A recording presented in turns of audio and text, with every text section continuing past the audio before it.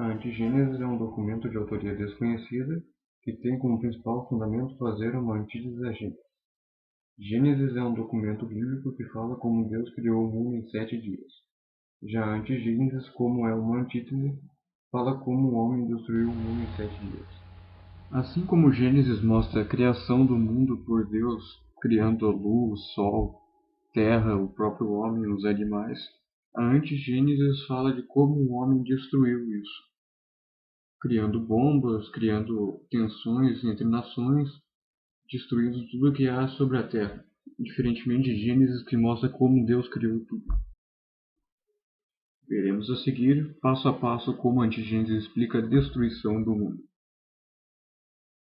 No sexto dia anterior ao fim, o autor se refere a grandes ditadores que destruíram a terra.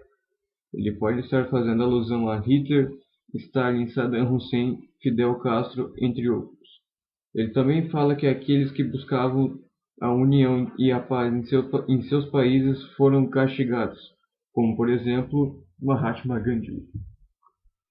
Adolf Hitler, nascido na Áustria, foi um militar político líder do Partido Nazista. Conhecido por matar milhões de judeus, testemunhas de Jeová, eslavos, poloneses, ciganos e homossexuais nos campos de concentração na Alemanha, em um período chamado Holocausto, quando não matava as pessoas, as submetiam a experiências médicas. O autor afirma no quinto dia antes do fim que se deve haver divisão entre os povos. Ele tende a entender que quando as primeiras nações começaram a dividir-se, foi um grande passo para a destruição, como a divisão da Alemanha ocidental e oriental e a divisão do Império Otomano. O Muro de Berlim foi praticamente uma parte concreta da Guerra Fria, construído durante a noite em 1960, impedindo a fuga do lado oriental. Dividiu a Alemanha em capitalistas e comunistas, prisioneiros e pessoas livres. O muro permaneceu até 1989, quando caiu junto com o Império Soviético. Quando o documento narra o quarto dia anterior ao fim, ele faz a seguinte menção: a rádio para controlar o espírito dos seres humanos, os registros para controlar seus passos, os uniformes para dominar suas almas, e assim foi. O mundo ficou dividido em 2 blocos, em guerra, e o ser humano que viu aquilo e achou muito bom. Ele faz uma clara referência à Guerra Fria, onde o mundo foi dividido em 2 blocos, capitalistas liderados pelos Estados Unidos, e o bloco de esquerda, os soviéticos, que seguiam o socialismo. Este bloco era extremamente rígido, por isso usavam uniforme e realizavam marchas rotineiras. Aqui podemos ver um trecho do exército soviético marchando em 1984.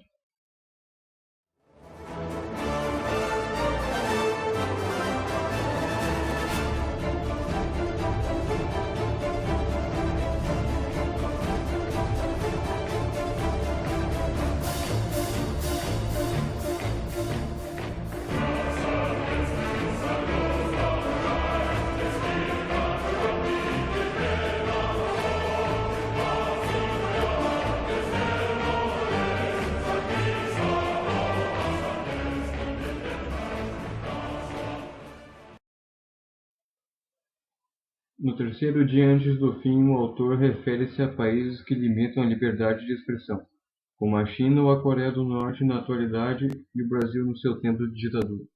A censura foi uma consequência do regime militar, que durou 21 anos, iniciando em 1964. Entre várias características do projeto político dos militares está a determinação da censura aos meios de comunicação e à indústria cultural, englobando escritores, músicos, produtores de filme, atores, etc. Afasta de mim esse cálice, Pai, afasta de mim esse cálice, Pai, afasta de mim esse cálice de vinho tinto de sangue, Pai, afasta de mim esse cálice, Pai, afasta de mim esse cálice, Pai, afasta de mim esse cálice de vinho tinto de sangue. Como beber dessa bebida amarga, tragar a dor, engolir a labuta. Mesmo calada a boca, resta o peito. Silêncio na cidade não se escuta. De que me vale ser filho da santa? Melhor seria ser filho da outra Como podemos ver, a música Cálice de Chico Buarque possui várias metáforas para contar o drama do Brasil durante a ditadura militar. No segundo dia antes do fim, é descrito que o ser humano cria armas letais que matem inimigos à distância, e que criou submarinos superpotentes capazes de lançar ogivas nucleares à distância. Isso realmente já está acontecendo.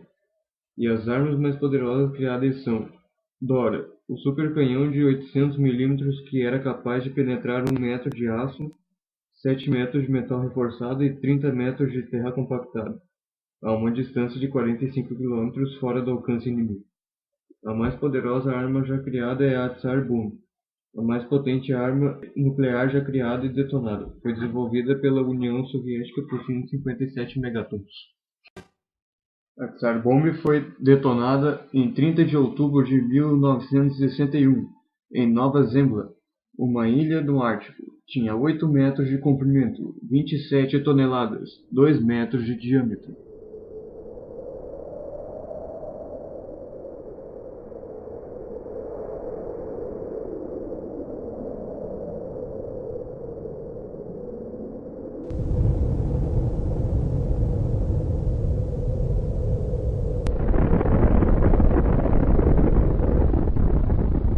A bomba foi lançada de uma altitude de 10,5 km, detonando a uma altitude de 4 km sobre a superfície da Terra.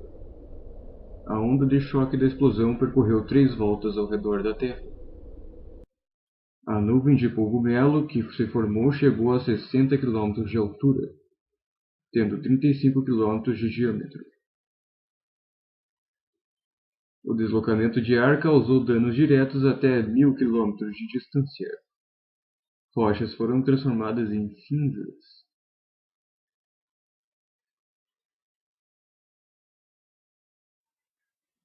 No dia antes do fim, o autor fala que o ser humano criou um Deus nossa imagem e semelhança, que haja como nós agimos, que pense como nós pensamos, que mate como nós matamos. Ele fala que as religiões criadas são apenas criações humanas, para que justifiquem seus erros. Assim ele fala que Deus foi criado o mais humano possível, e matava por motivos assim como o ser humano para tentar explicar as coisas que os seres humanos faziam. A seguir temos os exemplos de mortes sendo justificadas pela religião. Um menino de 4 anos, vestido com a roupa do exército, vai matar 3 prisioneiros do Estado Islâmico que estão dentro daquele carro. O menino segura os explosivos, mas antes disso, os homens justificam porque estão sendo mortos. Logo depois disso, o menino aciona os explosivos. رجالا وخيلا ملأنا السهولا ملأنا التلالا برعب المواضي بثنا بسكين هولي جازت القبائل ترى القوم هلكا صريعا جريحا ومن فر بالرعب مات انذهالا.